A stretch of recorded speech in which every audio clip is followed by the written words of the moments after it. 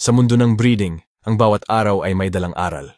Minsan panalo ka sa kondisyon, minsan may hindi inaasahang pagbabago sa panahon na apektado ang mga alaga mo. Pero kung matiyaga ka, natututo ka rin unti-unti kung paano i-handle ang bawat sitwasyon. Hindi ito tungkol sa pagiging perpekto, kundi sa pagiging consistent at mapagmasid. Kasi sa dulo, ang disiplina mo araw-araw ang tunay na puhunan mo. May mga breeder na todo sa simula, pero nawawalan ng gana kapag hindi agad nakikita ang resulta. Ang totoo, ang tagumpay sa breeding ay parang pagtuturo sa bata. Kailangan paulit-ulit, may pasensya, may pangunawa. Hindi porke hindi mo agad nakikita ang bunga ay wala na itong kwenta. Minsan ang pinakamagagandang resulta ay nangyayari sa katahimikan. Dahan-dahan pero sigurado. Kaya kung ikaw ay breeder na patuloy gumigising ng maaga, nag-aalaga ng tapat, at hindi umaasa sa shortcut, saludo ako sa'yo.